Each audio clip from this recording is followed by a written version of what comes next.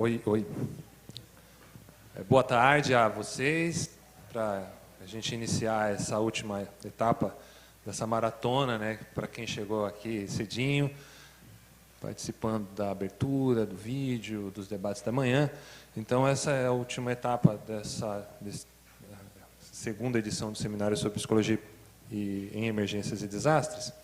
E esta última etapa vai ser coordenada por uma outra pessoa, que eu vou aqui chamar, que é a Ana Cecília, que é a pessoa que de manhã eu comentei que era uma das componentes do Núcleo sobre Emergências e Desastres, colega já, inclusive, que teve um contato com o grupo de trabalho na gestão passada, nesta gestão, desde o princípio, contribuindo, ajudando a pensar essas ações. Então, vou passar também essa coordenação a ela e também convidar aqui para o palco, para a gente fazer um relato mais informal, socializar entre todos um pouco o que foi cada uma das oficinas, já que provavelmente quem foi para uma pode estar curioso ou curiosa para saber o que rolou na outra. Então, vou convidar a Daphne, a Elaine, Reginaldo e a Sandra. Cadê a Sandra? Sandra aqui? Nossa, joguei lá para cima. Para comporem aqui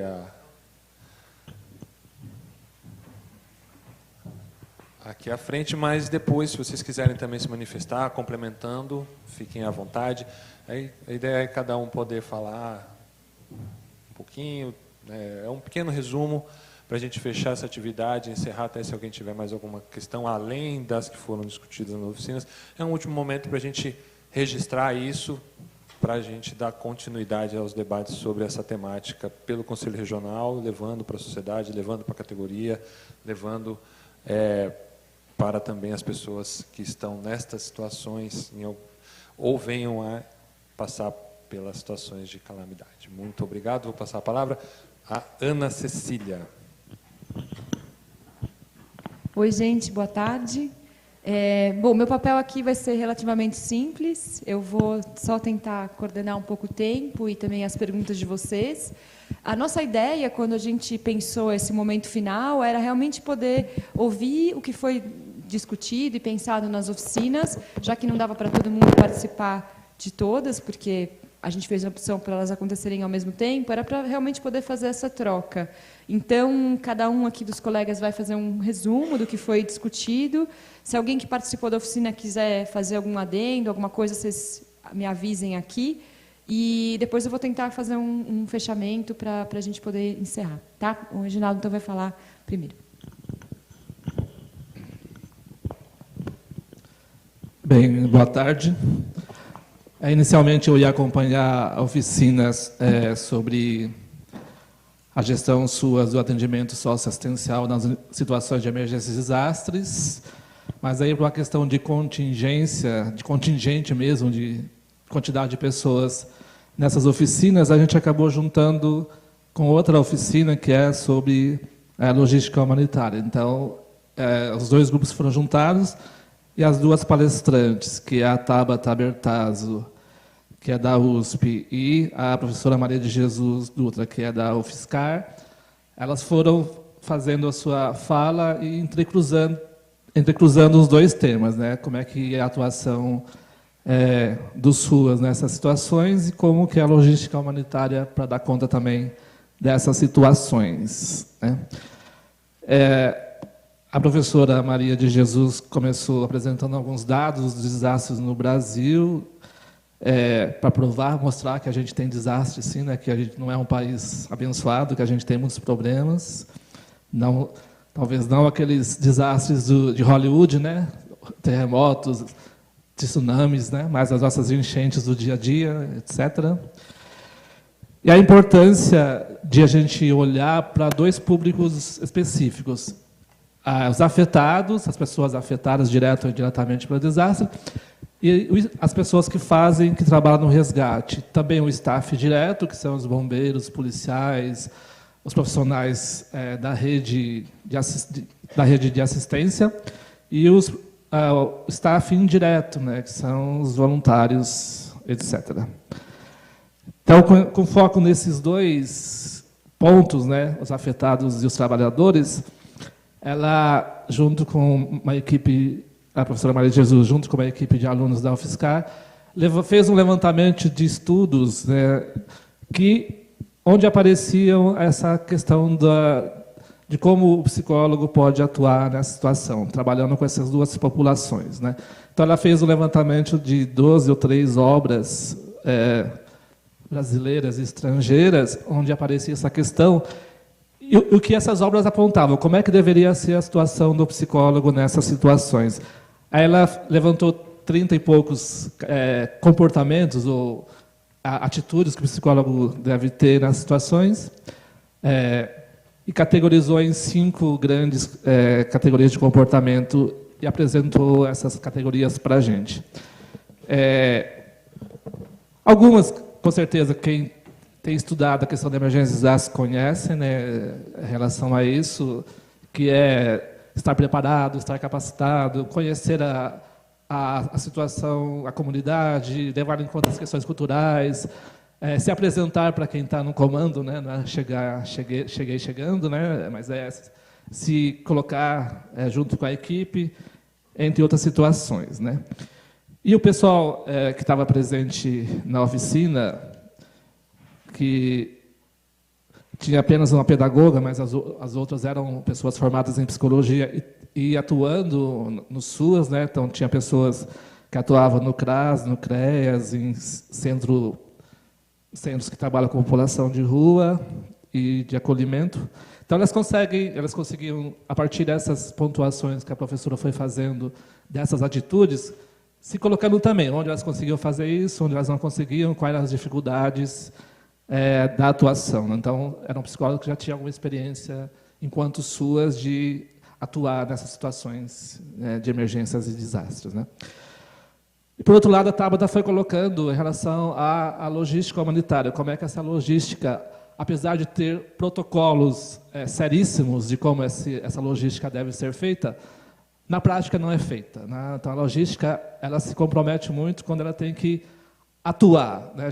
A gente sabe que a logística atua mais na resposta, né? Quando ocorre o desastre, é chamado para responder, para ajudar, e aí todas as instituições, sejam elas públicas, sejam elas privadas, ou as OCIPs, as ONGs, que atuam na situação, elas têm essa boa vontade de ajudar, mas a logística mesmo elas não têm. Então, acabam duplicando trabalho, acabam não realizando o trabalho que deveria ser feito, acaba não levando em conta, por exemplo, o cadastro que o SUAS faz para poder, pelo menos, organizar aquelas pessoas que foram afetadas. Então, são pessoas, são instituições que realizam a logística, mas também não têm, às vezes, a compreensão daquele local, a compreensão da situação. Vem de fora também, que é a grande questão que a gente colocou, crítica muitas pessoas vêm de fora e não reconhecem aquela comunidade, a comunidade também não as conhece, então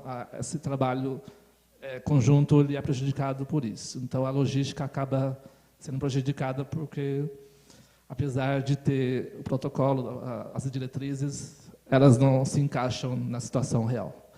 É isso, não sei se alguém, Cecília, quer complementar, alguém que participou também quer complementar? Okay.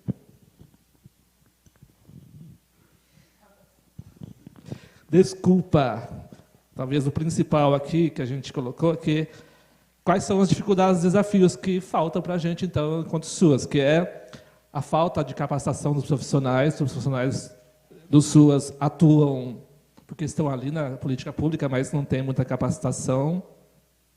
Então, os municípios acabam trabalhando no improviso e essa preparação, a gente acha que deve ser específica para trabalhar no desastre. Então, não sei como ela deveria ser feita, mas é uma preparação para enfrentar aquela situação específica. Boa tarde. Eu participei da oficina Assistência Humanitária e Primeiros Cuidados Psicológicos com o Márcio Cagliato.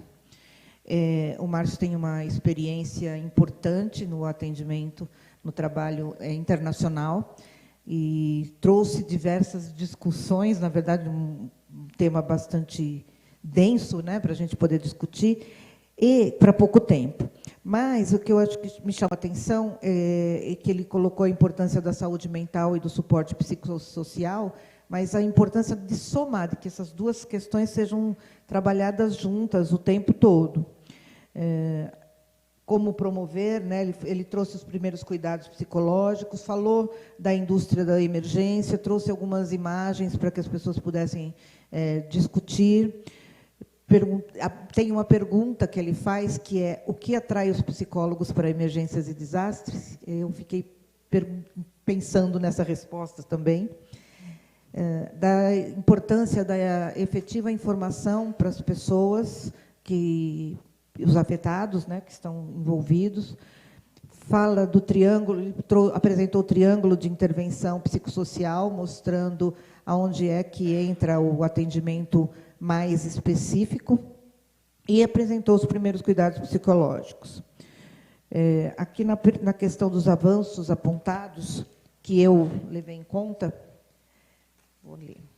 Ele trouxe a questão de novo, né, a importância da saúde mental e o suporte psicossocial, e o impacto, né, sobre o bem-estar das pessoas, e trouxe o protagonismo dos afetados. A importância de ouvir, né, o que se sabe, o que se faz, o modelo de intervenção. E ele chama também a atenção que o importante para as pessoas não é o que elas precisam, né, mas o direito que elas têm. Não é uma questão assistencialista, é uma questão dos direitos, do que é justo, né, de justiça para as pessoas.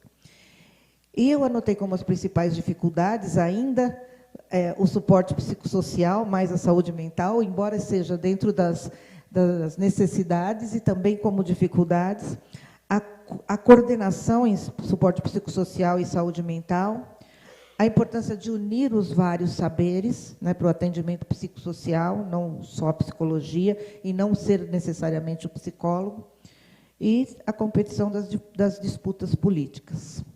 E aí eu gostaria de saber se quem participou quer acrescentar mais alguma coisa, o próprio Márcio.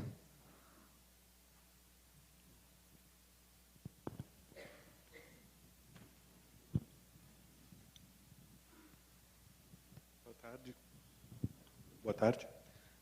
No fim da discussão, foi levantada a questão da transversalidade dos saberes para poder atuar nessa área, especialmente a questão da gestão do projeto. Atender a emergência é atender o projeto. Ele dividiu com programas, projetos, e mais um que eu não lembro, mas é uma ação pontual, né? E como gerenciar isso tudo e preparar as pessoas para estarem dentro de um projeto, né? Aquilo não é uma atividade sem fim, é uma atividade que tem que terminar, né? Só queria isso.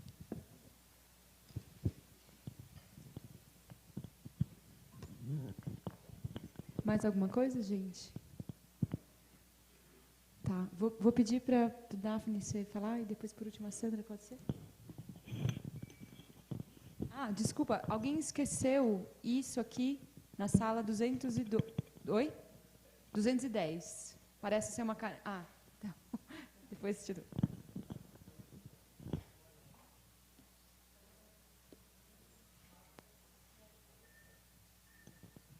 Bom, boa tarde.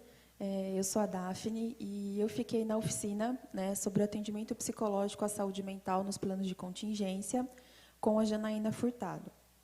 Bom, a oficina foi interessantíssima, né? A gente sentiu que faltava tempo até para falar de mais coisas, mas eu acho que deu para falar bastante coisa, né? A gente começou com uma vivência que a Janaína propôs para a gente pensar, né, numa situação em que você fosse sair avisada de um desastre, né, e você tivesse que sair de casa, o que você levaria, né? O que você levaria ali? Tem 1 minuto para você pegar as suas coisas. E, de uma forma geral, acho que foi um jeito legal de introduzir, né, o tema e pensar o quanto que as perdas, né, e que os sofrimentos, né, envolvidos, a gente se colocando no lugar de afetados, o quanto que a gente não pode medir, né, sofrimentos e perdas. E pensar um pouco, né, sobre justamente a definição, né, de desastres, o que são desastres, né, o que significam os diversos tipos de desastres em diversos tipos de impactos, né, que podem acontecer. Então, a gente discutiu bastante essa questão dos tipos de desastres, né, que demandam diferentes tipos de intervenções, a questão da definição, né, da problematização da definição dos desastres, e aí pensou um pouco na questão do risco, né, em relação a vulnerabilidade, né?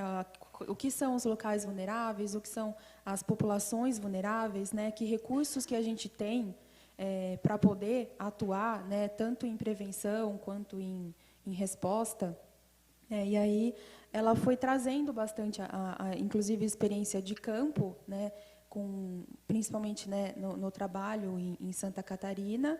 E aí acho que uma coisa que ficou bastante importante foi essa questão da gente conhecer, né, com o que a gente está lidando. Então, conhecer as ameaças, conhecer as vulnerabilidades.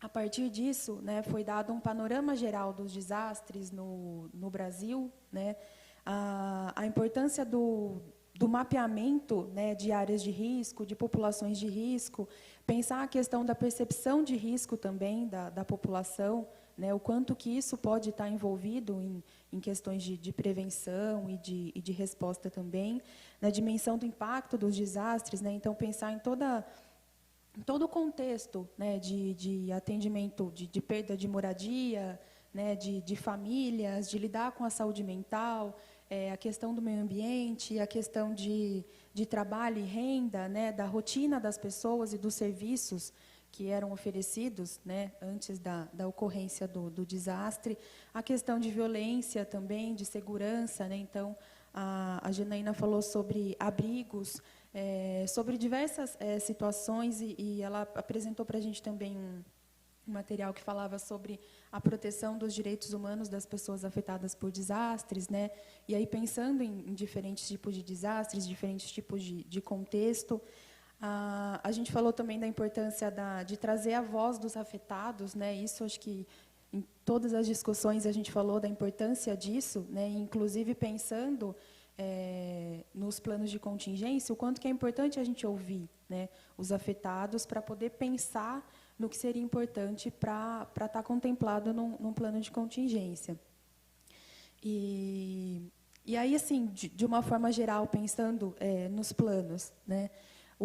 Pensar, então, que a gente precisa estar disponível, né, um atendimento em saúde mental, um atendimento psicológico, mas que não necessariamente todas as pessoas vão precisar e vão obrigatoriamente ter que passar por isso, né? Então, a importância de se ter o acolhimento, de ter o oferecimento desse serviço que é um direito, mas a não obrigatoriedade para qualquer tipo de pessoa, né? E que isso seria um trabalho, né, de acolhimento, de oferta de atendimento, de primeiros auxílios, até para a prevenção de traumas. E pensar, né, em relação aos planos, quais são os atores envolvidos, né, quais são os recursos disponíveis, deixar muito bem definido as responsabilidades, né, e de uma forma bastante operacional mesmo, né? Então, em caso de tal, vamos supor, para o atendimento psicológico, né? Para quem você liga, né? Quais são as pessoas que estão responsáveis por aquilo, de que forma que isso está acontecendo, né? Se eu posso ligar para aquela pessoa qualquer dia, né? Quem que vai gerenciar, quem que vai coordenar tudo isso, a relação das próprias pessoas que vão trabalhar, né? Então, a quantidade de horas que vão ser disponibilizadas para isso, pensando nas condições também de estresse, né, dos profissionais, a definição de objetivos muito claras, né, então deixar claro, né, quais são as ações e quem vai executar, né, pensando tanto em recursos materiais quanto recursos humanos, definição de objetivos, né, então a Janaína falou de um exemplo também de um número, né, de telefone que é disponibilizado após, né, na parte da reconstrução, porque muitas vezes o oferecimento logo após o acontecimento, as pessoas não buscam ajuda, né, e aí essa ajuda pode ser despertada um tempo após, né, então seria mais um meio, né, um número de telefone para as pessoas tirarem dúvidas, né, informações sobre seus direitos, inclusive. E algo importante seria a validação, né, de um plano. Então, que seria feita geralmente por meio de uma simulação, né, bem planejada, e a questão de flexibilidade também, né, de pensar que cada plano precisa estar de acordo com o tipo de desastre, com aquele tipo, com a condição daquela população, com o impacto, né, pensando na vulnerabilidade, o impacto que aquele desastre teve, e a importância de se ter esse plano, né, mesmo sabendo ali que essa flexibilidade é necessária e podem haver algumas mudanças, mas que isso esteja documentado, né. Acho que é basicamente isso. Se alguém tiver alguma coisa para complementar, mesmo a Janaína ou qualquer outra pessoa que participou, alguma dúvida, alguma questão?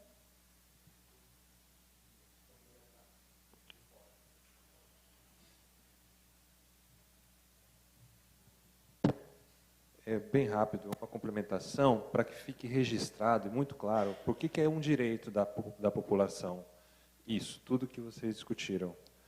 Podem, se alguém quiser, anotar, é a Lei 12.983, fiz questão de conferir na última noite para ver se ela estava vigente, porque com esse clima, né, conturbado da política nacional, vai que alteraram a lei e a gente não ficou sabendo, mas está vigente. E aí, no seu artigo, ela inclui, né, numa outra lei, que é a lei que trata do repasse dos recursos para os municípios, o artigo 3º-A. Nele, o parágrafo 7º diz o seguinte: são elementos a serem considerados no plano de contingências de proteção e defesa civil, a ser elaborado pelo município. O item 5, definição de ações de atendimento médico, hospitalar e psicológico aos atingidos por desastre. Então, é direito, precisa-se pensar isso que Daphne relatou, que foi discutido na oficina, e a população precisa ter acesso a essa informação, né? Porque não inclusive isso é condição para os municípios poderem fazer jus a receber recursos para, né, superar aquela história da indústria, dos desastres, das calamidades. Há municípios no país que estão há anos em situação de emergência, né, e não fazem esse tipo de produção para superar essa situação. Então, para fazerem jus aos recursos, precisam montar, entre outros elementos, isso é novo, é desta lei, vou repetir, Lei 12.983, isso, de 2014. Então, é novidade, vem naquela linha que a gente discutiu de manhã, das alterações no campo da proteção e defesa civil, que, como o colega lembrou de manhã, o campo não é necessariamente novo, é a percepção da sociedade da importância desse campo é que vem se ampliando, provavelmente, essa sensação nesses últimos anos. Então, queria deixar isso bem registrado, que é por isso que é o nosso dever dar o máximo de ciência e multiplicar essa informação para que todos e todas saibam.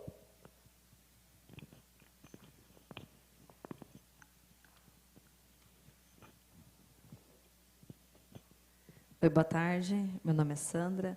Eu participei da oficina de mobilização social, coordenada pela Maria dos Anjos Pires. Bom, primeiro foi um prazer estar com ela nessa oficina, né?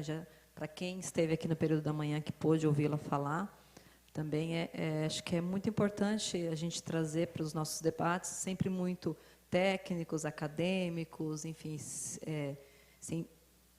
dessa área científico, mas trazer também a voz dos afetados. Isso apareceu em diversas oficinas, né, a importância a gente ouvir dela não só como afetada, não só como uma moradora de uma região, como ela trouxe de Manancial, mas também a mobilização e o trabalho que ela vem desenvolvendo, nada menos que 30 anos naquela comunidade. Então, eu acho que isso é um grande diferencial, é uma região que tem uma peculiaridade a ser considerada, né? Ela começa falando um pouco dessa vivência dela, do como isso foi constituído, né, ao longo do tempo, que ela está no bairro Vera Cruz, que ele faz parte da subprefeitura de Embu-Mirim, que compõe diversos outros bairros ali naquela região. E quando ela chega para morar, essa região de Embu-Mirim tinha uma cultura, um estigma social muito grande em volta da violência que aquela região passava por aquele momento. E aí a população resolveu arregaçar as mangas e falar, não, precisamos mudar, precisamos fazer alguma coisa para esse bairro, afinal é onde nós moramos, né? E aí começa o trabalho, esse trabalho de liderança comunitária. Ela falou diversas frentes que ela está, que eu nem consegui anotar todos, acho que são mais de 5 frentes que ela está nessa região, e há 30 anos construindo isso. Então, isso é importante falar, e ela começa falando da importância de conhecer o território. Eu acho que, independente de onde estamos falando, ou de que desastre, seja ele qual for, mas a importância para qualquer profissional que atue é conhecer o território, conhecer a especificidade daquele território. E ela traz isso, a importância. Ela conta, ela vai trazendo os relatos de como ela foi, aos poucos, conquistando esses... Não ela, mas ela sempre fala, não sou só eu, uma andorinha só não faz verão. Somos vários, vários, mesmo que seja 2, 3, 5, isso já é um conjunto de pessoas. Ela traz a importância disso. Às vezes a gente pensa que fazer uma mobilização social é reunir 300, 200 pessoas. E ela traz que não, que às vezes ela chegou a fazer encontros na garagem da casa dela com 5 pessoas. Já fez com 300, mas já fez com 5. E ela traz a importância disso. Então, primeiro, de conhecer o território, de começar a formar.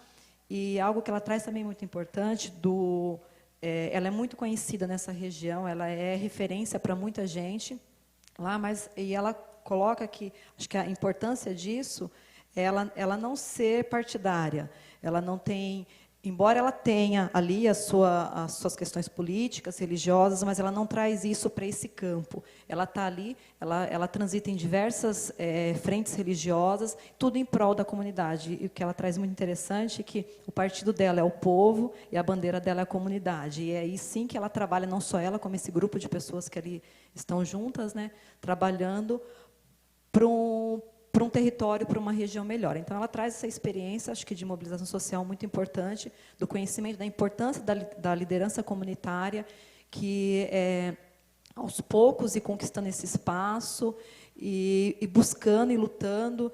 Essa região ela tem um histórico de conquistas pela comunidade, conquistas de equipamentos públicos. Ela trouxe para a gente exemplos de UBS, posto de saúde, que a população foi lá e buscou, e a própria população foi atrás de aluguel de casa para poder chegar lá para a prefeitura, enfim, olha, aqui está a casa, vai ser aqui que pode ser feita. E ela ainda conta que, numa dessas casas que eles acharam para alugar, eles não sabiam, na parte de baixo dessa casa era um depósito de botijão de gás.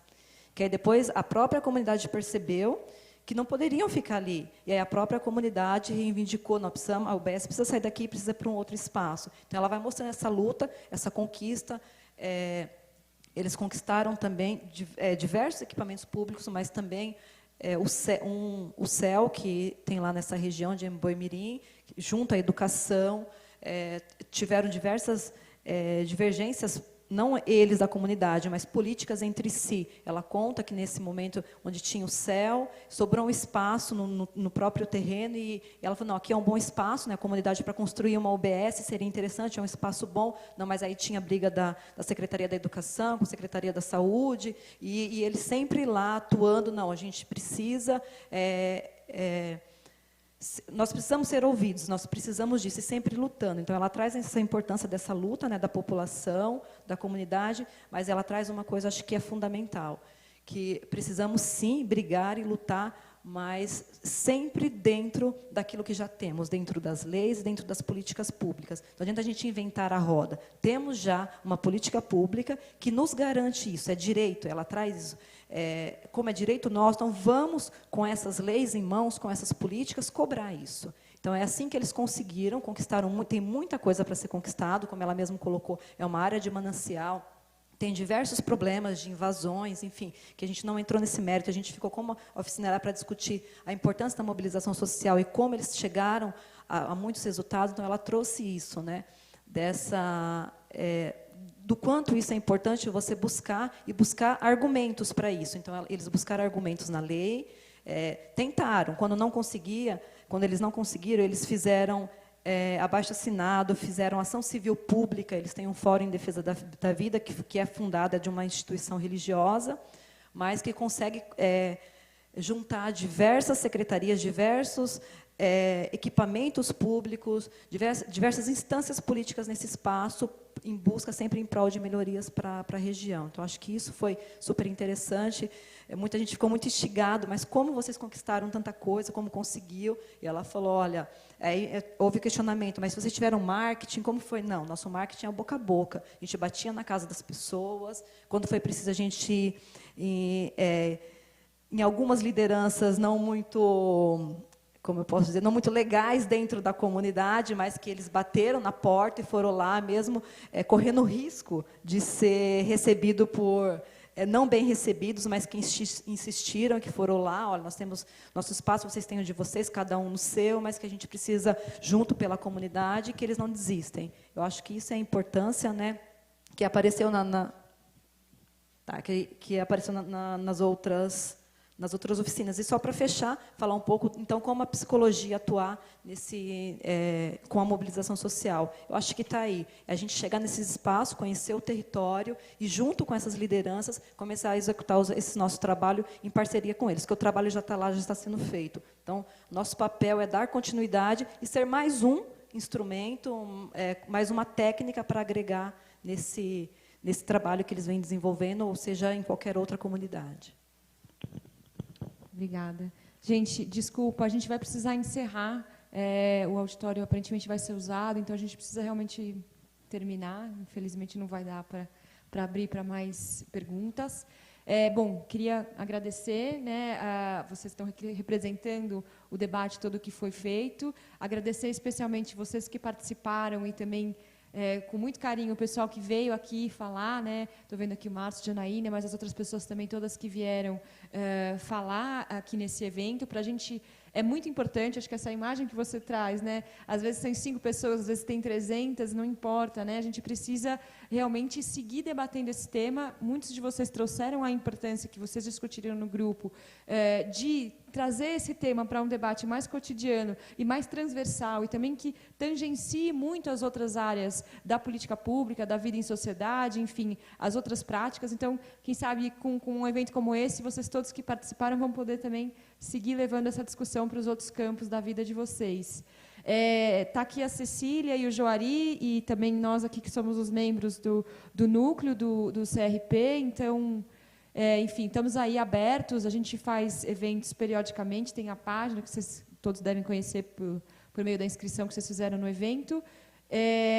Enfim, fica aí o convite para a gente continuar esse debate em outros momentos. Não sei se alguém quer fazer alguma outra fala. Tá, então, bom. Oi? Ah, sim, obrigada. Tem um formulário de avaliação do evento, que acho que no material que vocês receberam, se vocês puderem preenchê-lo rapidinho, vai nos ajudar bastante. A gente sempre, né, usa isso para pensar as próximas coisas que a gente vai organizar. Então, por favor, se vocês puderem preencher. E aí, em nome do núcleo, eu agradeço muito a presença de todos, agradeço ao Unixul também pelo espaço, enfim, e a dedicação dos nossos colegas todos do CRP que organizaram o evento e ajudaram a fazer ele acontecer, o pessoal da imagem, do som, enfim, todo mundo que participou. Muito obrigada e vamos seguir em frente. Boa tarde a todos.